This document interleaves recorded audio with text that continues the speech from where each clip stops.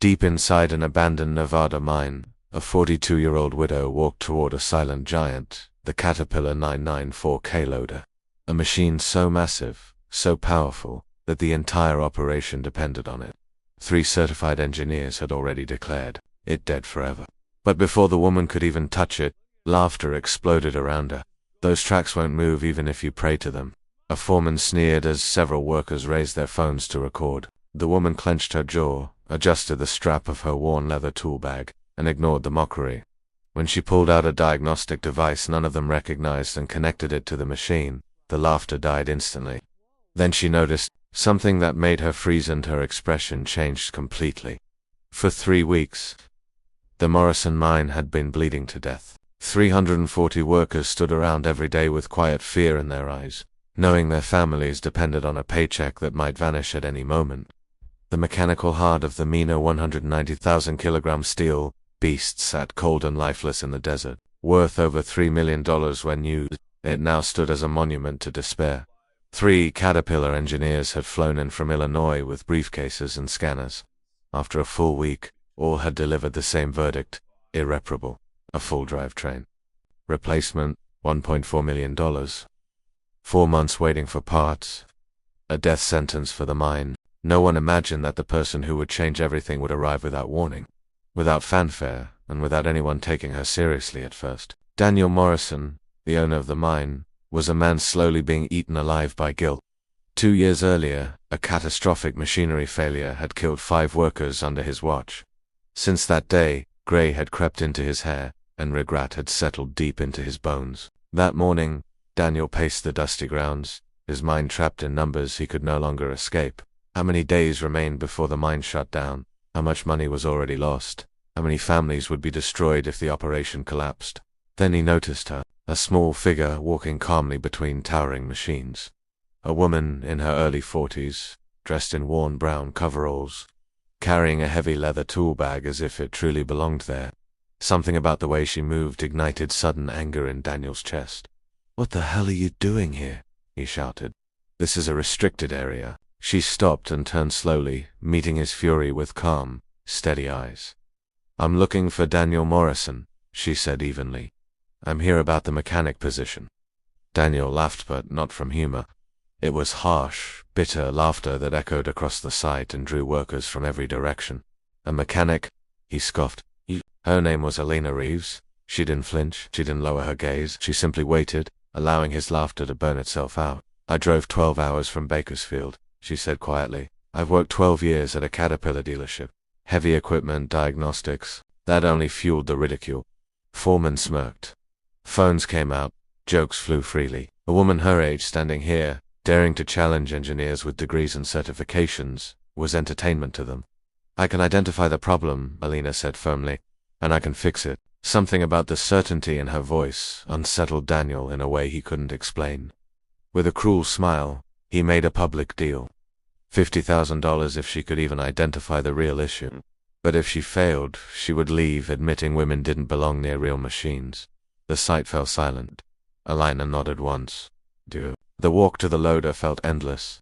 More than 50 workers followed behind, laughing, filming, waiting for humiliation. Elena said nothing. Her thoughts drifted instead to her husband, James, a master mechanic who taught her that machines speak if you know how to listen. He had trained her patiently, methodically, until she became the best diagnostic specialist at their dealership. Then cancer took him, then the job disappeared, then stability vanished. This mine was her last chance. She stopped in front of the Caterpillar 994K.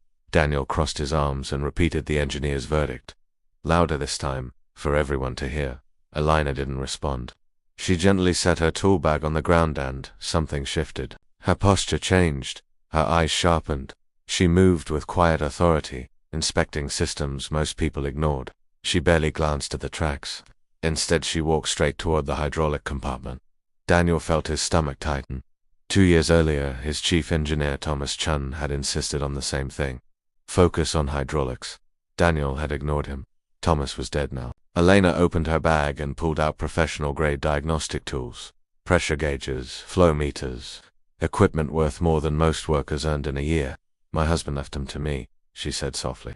As she tested the system, her expression darkened. She opened an access panel, inhaled slowly, and whispered, "Contamination." She turned to face the silent crowd. "The problem isn't the tracks," Elena said. "The hydrostatic transmission is contaminated. Metal particles have clogged the pumps. The system controlling movement is blind." Daniel felt his legs weaken. Then he noticed something stitched into her tool bag. "Reeves." His breath caught. "James Reeves was my husband," Elena said. "Thomas Chun was his best friend." The desert went completely silent. Daniel Morrison's knees hit the desert ground before he even realized he was falling. Dust coated his palms as 2 years of guilt finally crushed the strength out of his body. His breath came uneven as the weight of the past closed in. The mine went silent. No laughter, no whispers, only the wind moving through steel and regret. Even the machines seemed to hold their breath. Elena didn't look at him. She didn't pause or soften her tone. She kept speaking, because the truth had waited long enough to be heard. She told him about Thomas Chun's log's 137 warnings with dates, times, and calculations. Requests for oil analysis that cost less than a single dinner meeting with investors. Proof that neglect had a paper trail. She explained how contaminated hydraulic oil becomes invisible poison. Microscopic metal particles slowly blind pumps, suffocate pressure, and turn powerful machines into ticking bombs.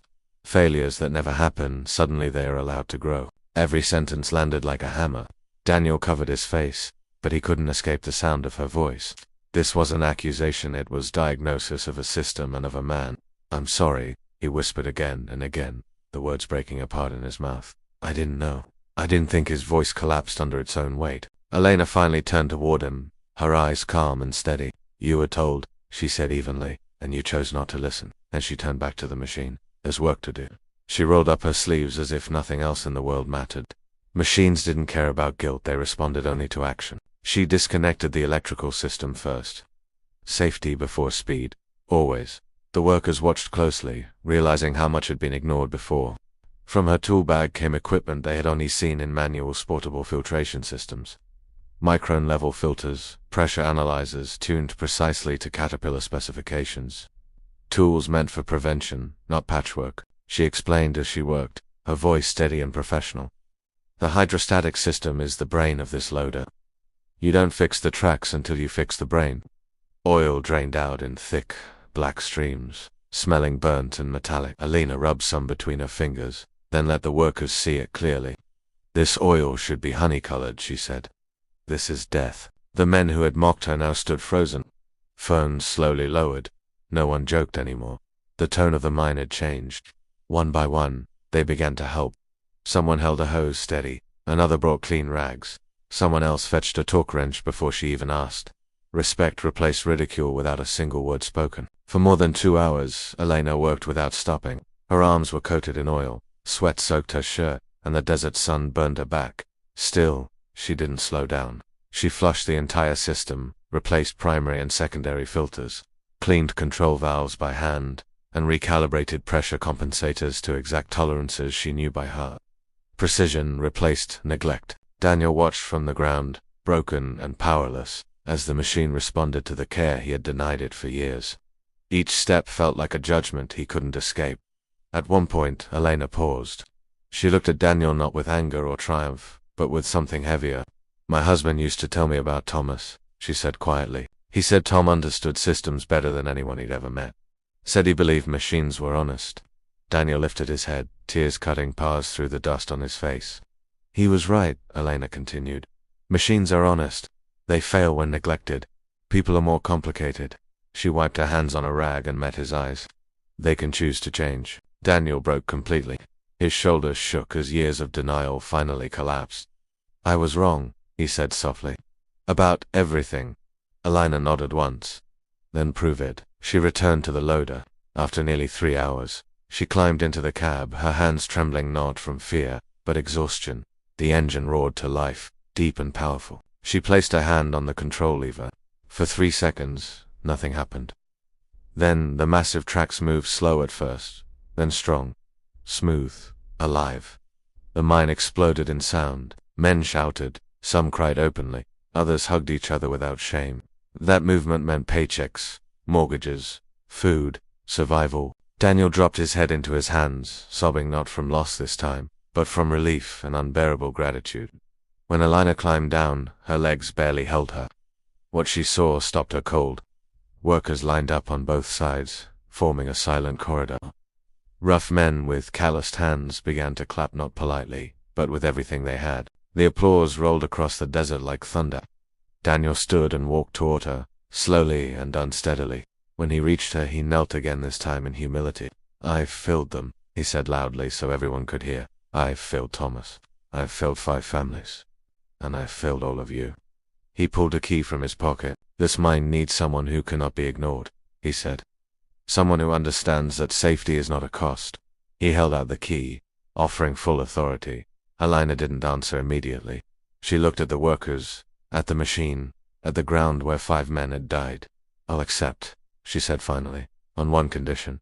Daniel didn't hesitate. "Anything. We implement every protocol Thomas designed and more. We train everyone. And we create a memorial fund for the men who died and for the future." "Yes," Daniel said without pause. "All of it." 8 months later, the Morrison mine was unrecognizable, certified safe, respected. Rusted walls now displayed diagnostic charts and safety metrics. Young mechanics, trained in predictive maintenance. Women worked openly on the floor. And Elena Reeves walked the grounds with quiet confidence. She no longer needed to prove anything. She had already changed everything.